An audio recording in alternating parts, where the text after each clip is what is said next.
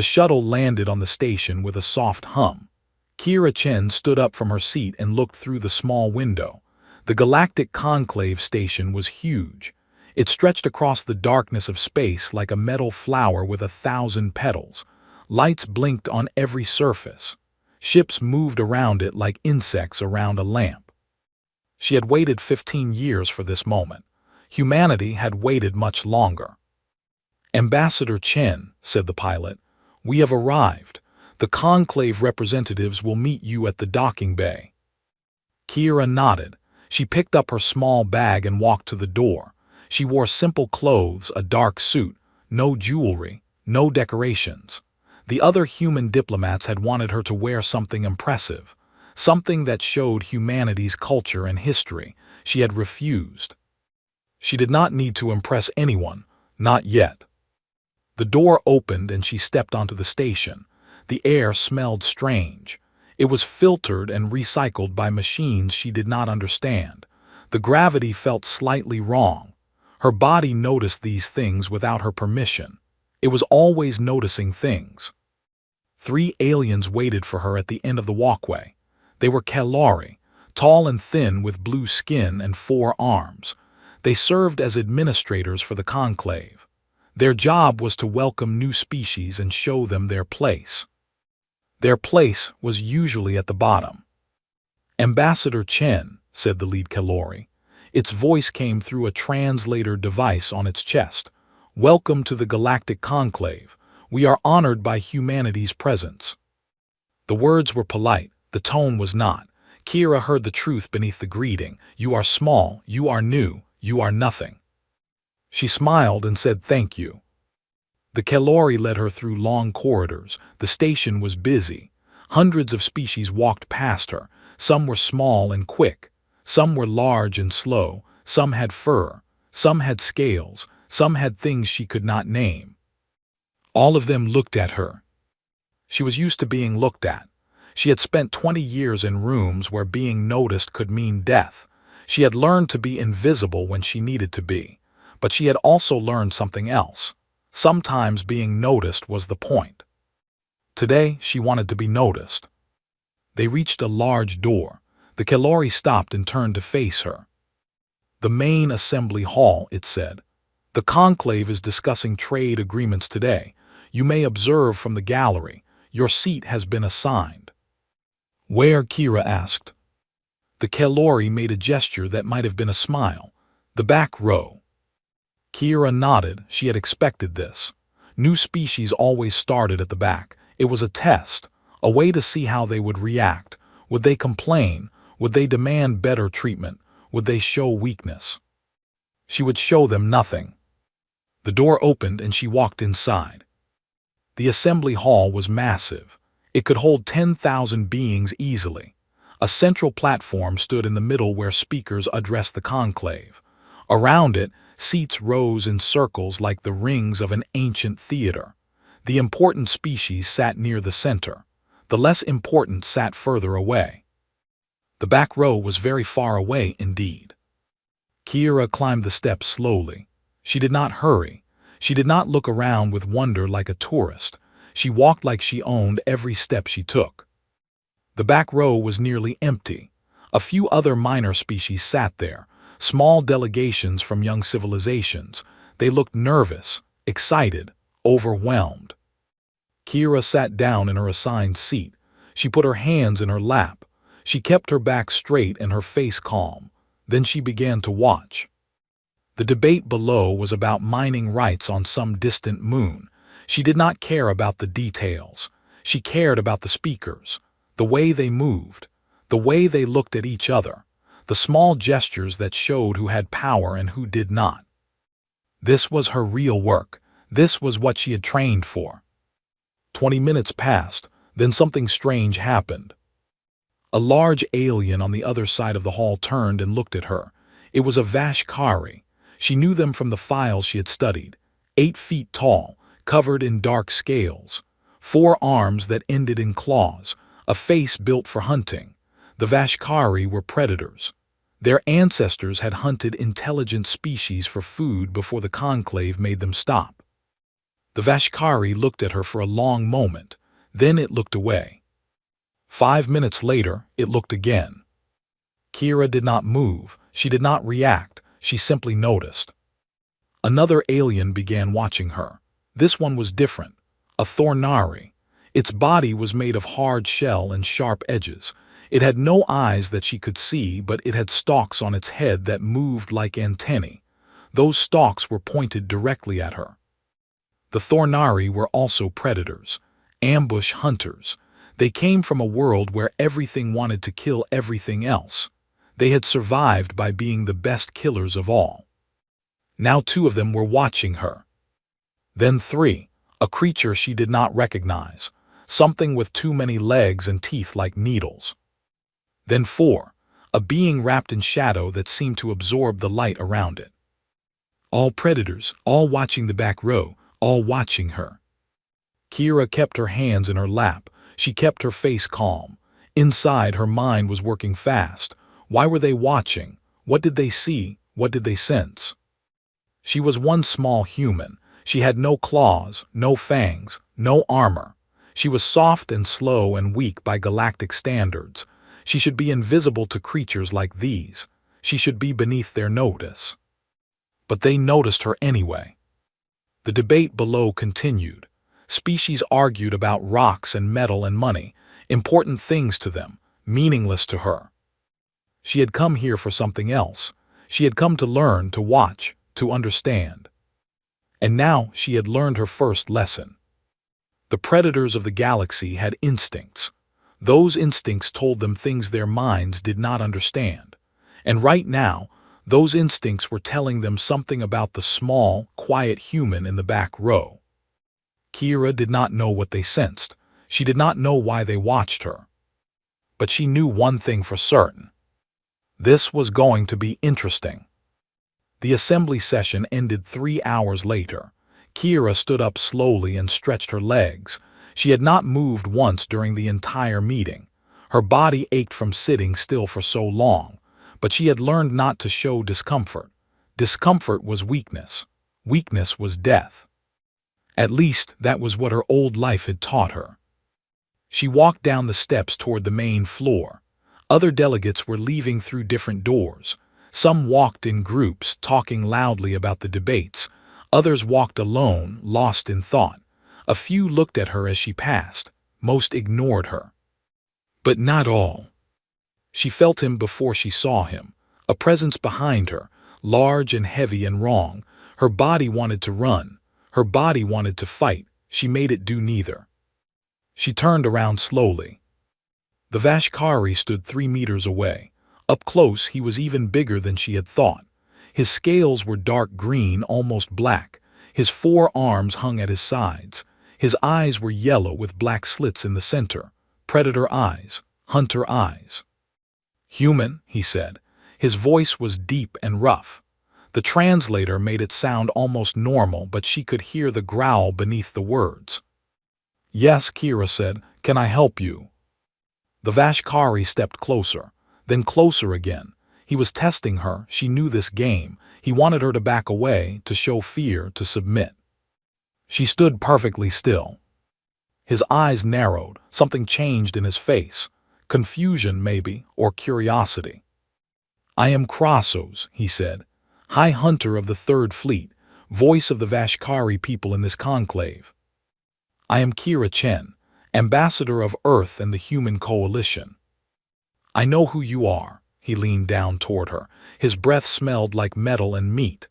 "I watched you during the assembly. You sat in the back row. You did not speak. You did not move. You did nothing. Observation is not nothing. Observation is what prey does before it runs." Kira looked up into his eyes. She did not blink. She did not look away. Observation is also what hunters do before they strike. Silence stretched between them. Around them, other delegates walked past. Some noticed the confrontation and hurried away. Others stopped to watch from a safe distance. Krassos pulled back slightly. His head tilted to one side like a dog examining something strange. "What are humans?" he asked. Your file says you are young, barely spacefaring, no natural weapons, no armor, slow, weak, soft. All true. Then why do I feel this way? Kira raised an eyebrow. What way? Krassos did not answer for a long moment. When he spoke, his voice was quieter, almost uncertain. My people evolved on a world of hunters. For 60 million years, we were the top of the food chain. Nothing hunted us. Nothing threatened us. We learned to recognize danger. We learned to sense it before we could see it. That's a useful skill. Yes, he looked at her with those yellow eyes. And right now, that skill is telling me something impossible. What is it telling you? That you are dangerous. Kira smiled. It was not a friendly smile. It was the smile she had worn in dark rooms and quiet places. The smile that had made men and women and things that were neither tell her their secrets. Maybe your instincts are wrong. My instincts are never wrong. Then maybe I am dangerous. Krassos stared at her. For the first time she saw something new in his eyes, not fear exactly, but the beginning of it, the first small seed of doubt. You are one small human, he said. I could kill you with one hand. You could try. The words hung in the air between them. Krassos did not move, neither did Kira. Then someone else approached, a clicking sound on the metal floor, sharp and fast and precise. The Thornari delegate stopped beside them. Up close, Kira could see its body clearly, hard shell like black glass, limbs that ended in points sharp enough to cut steel. The sensory stalks on its head were focused entirely on her. High Hunter, the Thornari said. Its voice was strange, multiple tones layered together. I see you have met the human ambassador. I have, Krassos said. He did not take his eyes off Kira. Interesting, is she not? Very. The Thornari moved closer to Kira. It circled around her slowly, like a shark around bleeding prey. She did not turn to follow it. She kept her eyes forward and her body still. I am Vex Thoral, the Thornari said from behind her. I have hunted across 40 worlds. I have killed creatures larger than this station. I have never lost prey once I chose to take it. Impressive, Kira said. And yet, Vex Thoral completed its circle and stopped in front of her. When I look at you, small human, something tells me to be careful, something old, something deep, something that has kept my kind alive since before we had names for ourselves.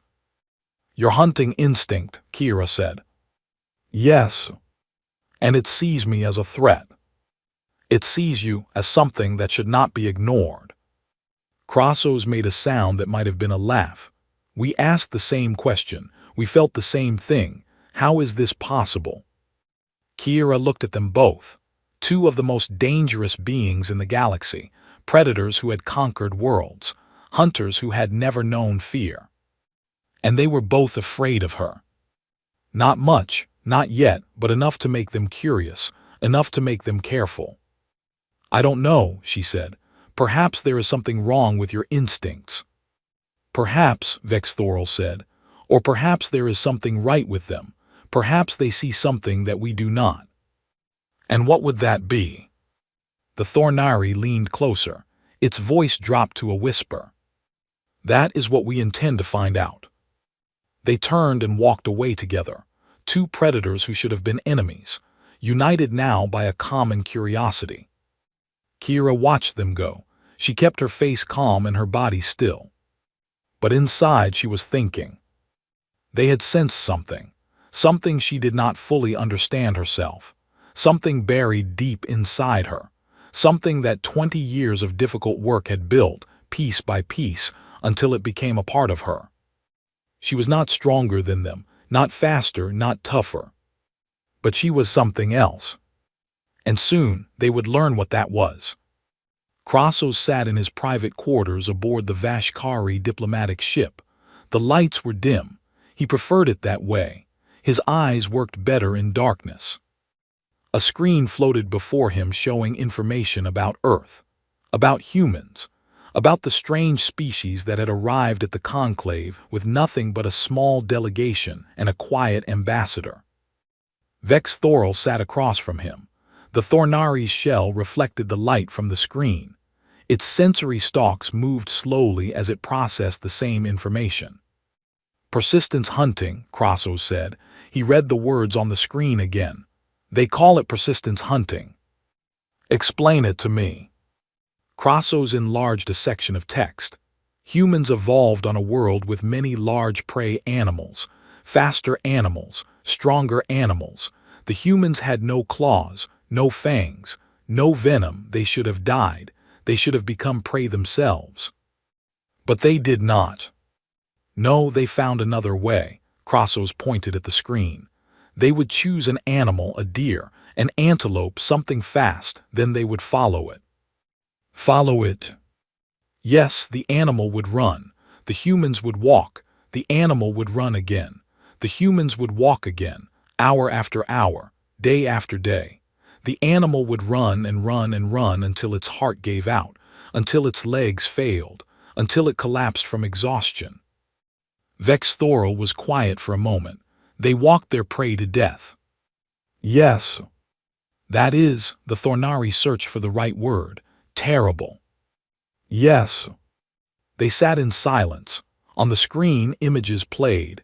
Ancient humans crossing vast grasslands, covered in sweat, carrying simple weapons, walking endlessly towards something that could not escape them. There is more, Vex Thorol said. It pulled up another file. Look at this. The screen changed. Now it showed a map of Earth. Different colors spread across it. Lines moved and shifted over thousands of years. This is human migration, Vex Thorol said. They started in one small region of their world, a place with moderate temperatures, adequate food, reasonable conditions. And they did not stay there. They spread everywhere. They moved into frozen wastelands where temperatures dropped below the point where water freezes. They moved into burning deserts where nothing grew. They moved into dense jungles filled with poison and disease. They moved onto tiny islands in the middle of vast oceans. Crossos studied the map. Every environment, they adapted to every environment. They did not adapt, not biologically. They remained the same soft, slow, fragile creatures, but they found ways. They built shelters, made clothing, created tools. They bent their environment to their will instead of bending to it. And the other predators on their world. Vex Thorol changed the screen again. A list appeared. Names of species, hundreds of names. Most were marked with a red symbol. Extinct, the Thornari said. Almost every large predator on Earth is extinct. The humans killed them all, not for food, not for territory. They killed them because those predators were competition. They killed them because those predators were threats. Crossos felt cold. It was not a feeling he was used to. They eliminated their competition, he said, all of it. Yes, and the predators that survived. They survived because humans chose to let them live. They keep some of them as pets now, as companions. They turned wolves into servants. They made alliance with creatures that had hunted them. They domesticated predators. They did more than that. They changed them, over generations. They made wild hunters into loyal followers. They turned teeth and claws into tools for their own use. Crossos stood up and walked to the window. Outside, the conclave station floated in the darkness. Thousands of species lived there, worked there, made their plans and played their games. And somewhere in that station, a small human woman was watching them all. What about war? He asked without turning around. That is the worst part, Vex Thorol said. They fight each other constantly, they always have.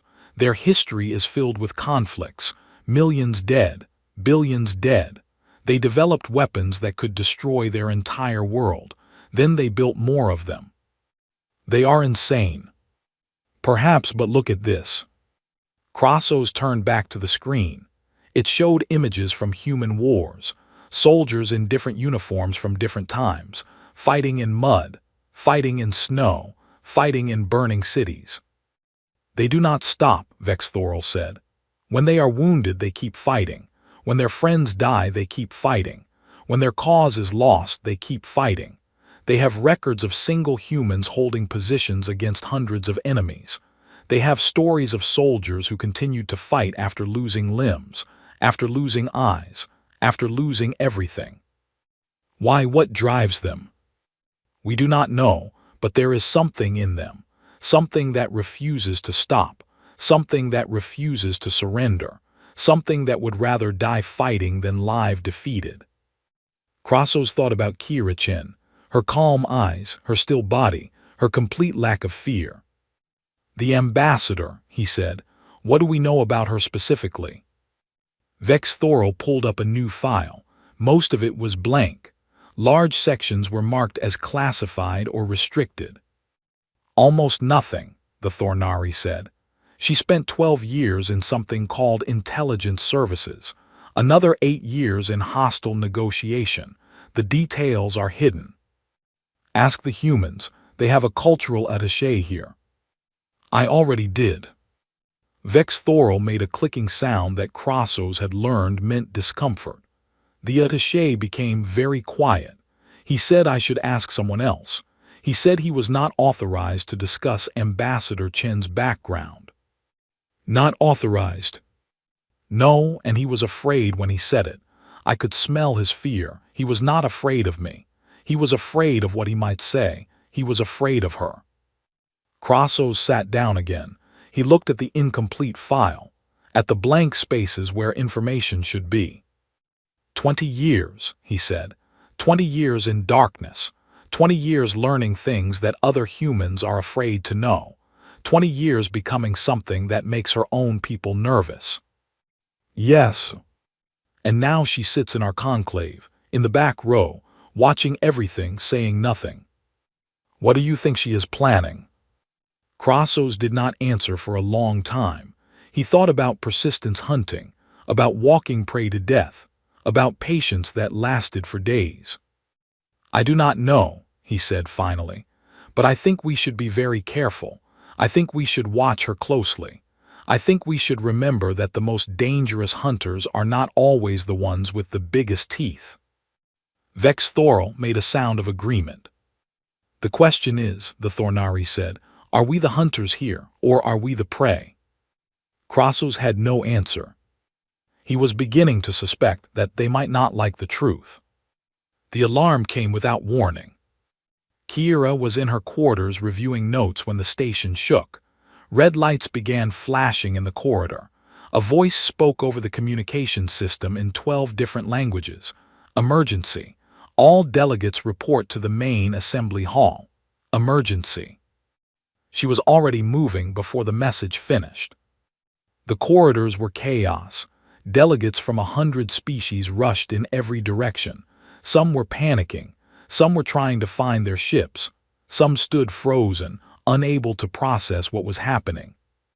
Kira moved through them like water through rocks. She did not push. She did not shove. She simply found the gaps and flowed through them. The assembly hall was full when she arrived. Thousands of beings pressed together on the main floor. The seats were forgotten. Everyone wanted to be close to the central platform where the conclave leaders were speaking. Kira did not join the crowd. She climbed the steps to the back row and sat in her usual seat. From here, she could see everything. The crowd below, the doors around the hall, the expressions on every face.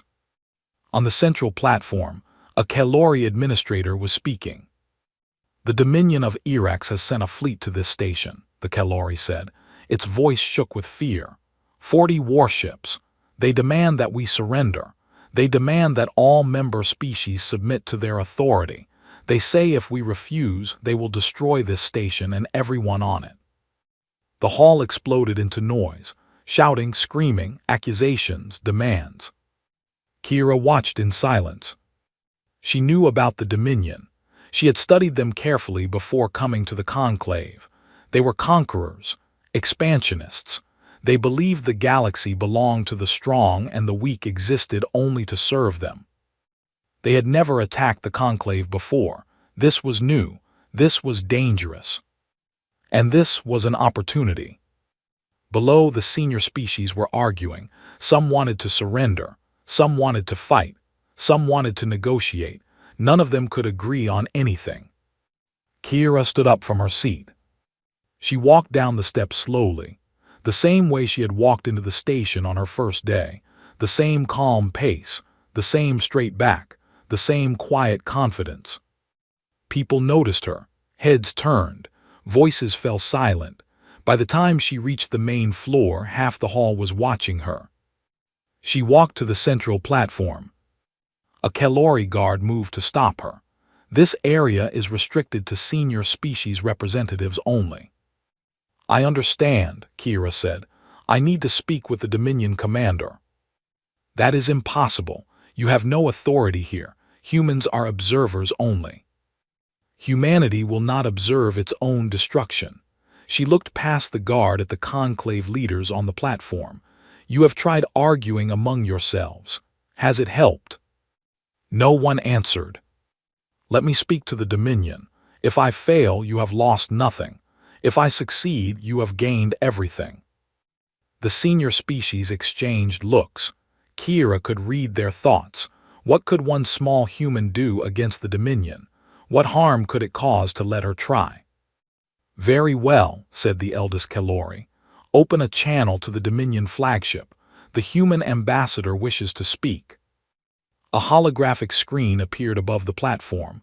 A face materialized on it, hard features, gray skin, 3 eyes that burned with cold intelligence. The Dominion commander.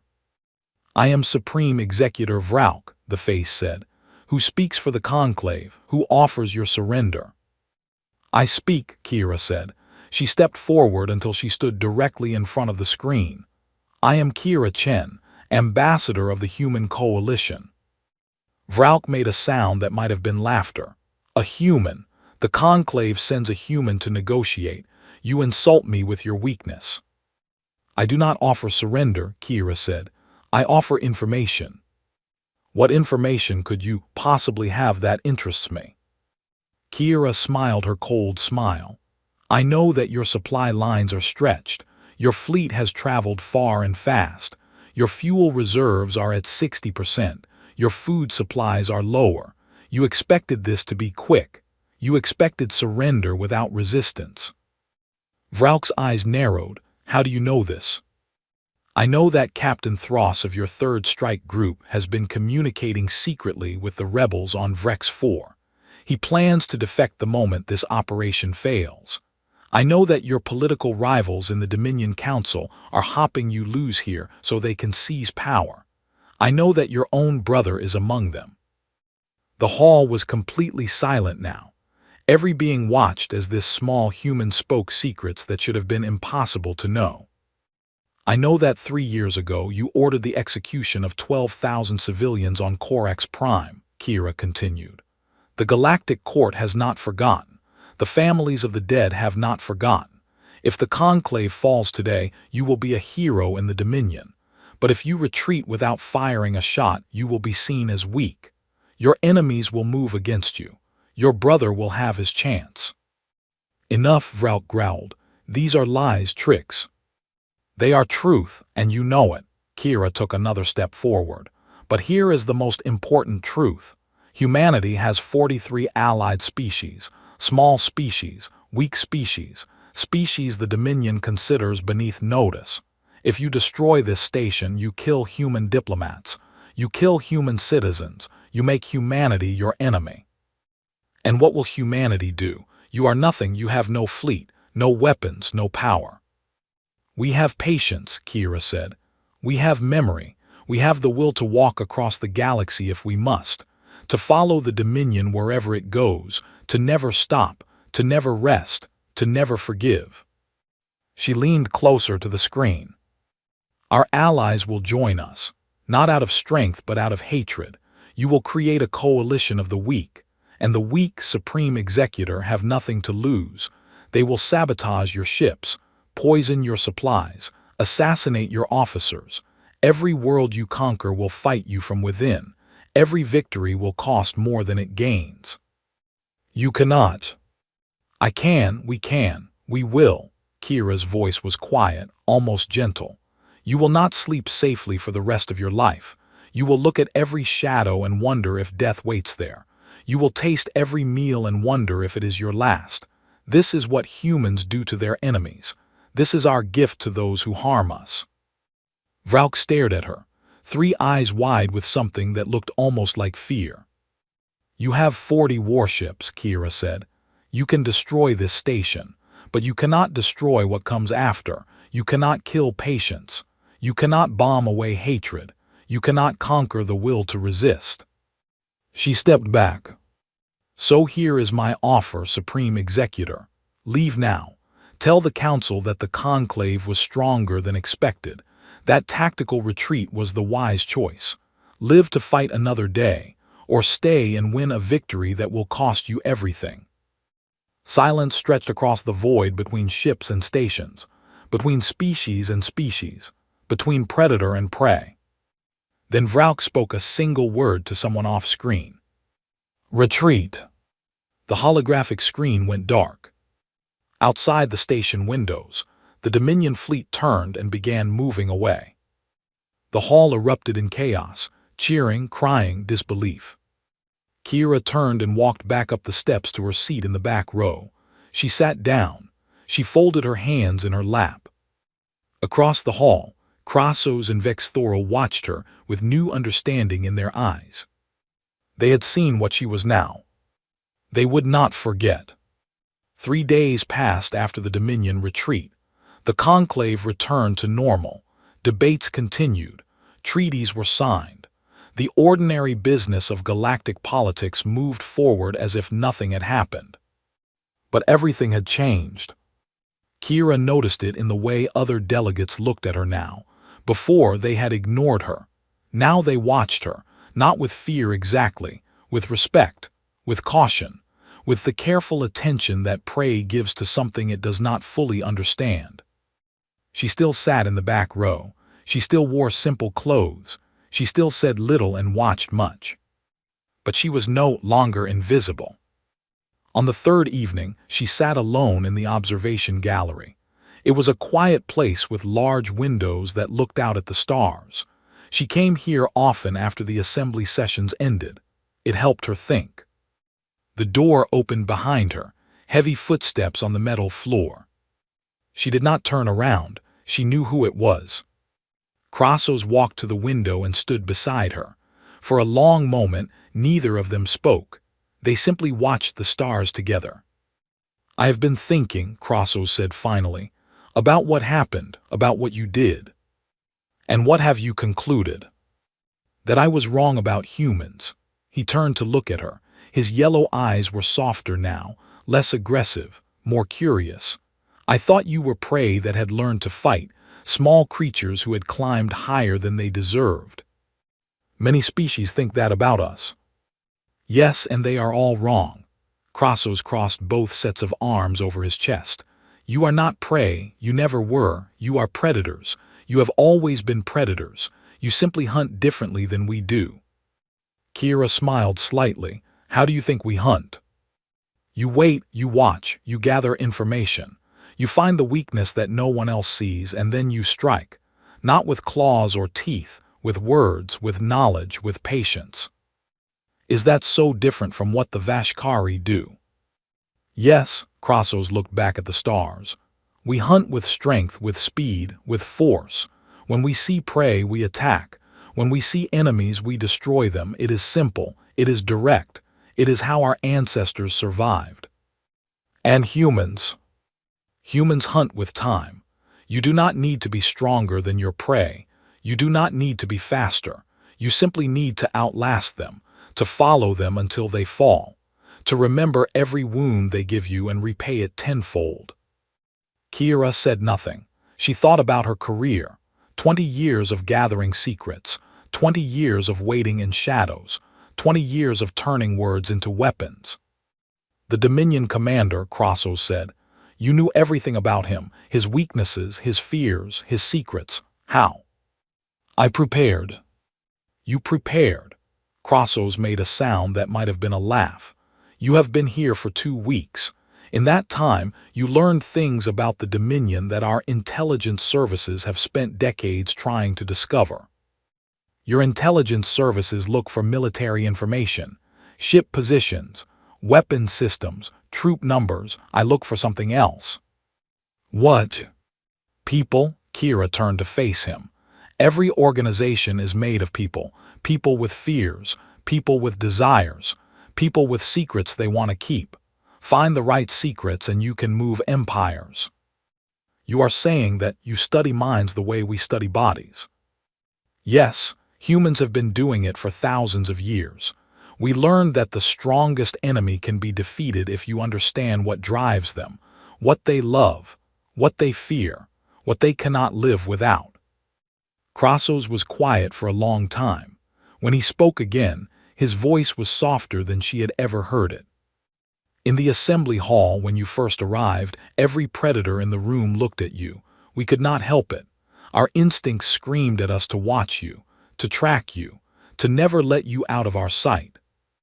I noticed. Do you know why? Kira shook her head. Crassus moved closer to her, not threatening now, almost gentle. Because our instincts recognized you, not as prey, not as a fellow predator in the way we understand predators, but as something else, something older, something that our ancestors learned to fear before we had words for fear. What am I then? The thing that hunts hunters. Crassus looked into her eyes.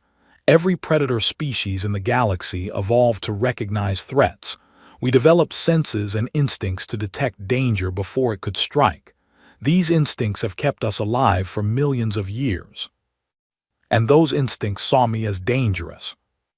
Yes, because somewhere deep inside ourselves we recognized what you are, what all humans are. You are the species that turned predators into pets, that walked prey to death across endless distances, that refused to die no matter what the universe threw at you. Kira thought about this, about her species, about everything they had done and everything they had survived. We had no choice, she said. Earth was not kind to us. We were not the strongest or the fastest. We were soft and slow and weak, but we refused to accept that. We refused to stay in our place. And so you became something new. Yes, we became the thing that would not stop, the thing that remembered, the thing that walked through fire and came out the other side still walking. Crassus nodded slowly. In the assembly hall, I asked you a question. I asked if you ever stop assessing threats. I remember. You said no. You said humans never stop, that you just got good at hiding it. That is true. I understand now. Crassus stepped back. He looked at her with something like wonder.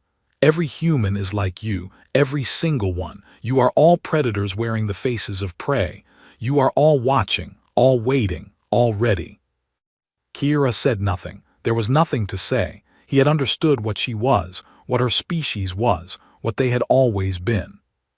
The galaxy has never seen anything like you, Crassus said. The Dominion learned that today. Others will learn it soon. Is that a threat? No, the Vashkari shook his head. It is a warning, not to you, to everyone else. Humanity has arrived, and nothing will ever be the same. He turned and walked toward the door. Before he left, he stopped and looked back at her one more time. The back row, he said. You still sit there, even now when you could sit anywhere you wanted. Kira smiled. It was a real smile this time, warm and human and true. Best tactical position in the room, she said. Full view of all entrances, wall at my back, clear sightlines to everything. Crassus laughed, a real laugh, deep and rumbling. Of course, he said, I should have known. He left, the door closed behind him. Kira turned back to the window and watched the stars. Out there somewhere, the Dominion fleet was limping home. Out there somewhere, 100 species were learning about what had happened at the conclave. Humanity had announced itself to the galaxy, not with ships or weapons or armies, with words, with knowledge, with the terrible patience that had carried them across their world and out into the stars. She was just one small human, quiet, unremarkable, sitting in the back row. But every predator in the galaxy would remember her, and they would never forget what she had taught them. The hunters had been hunted, and the galaxy would never be the same.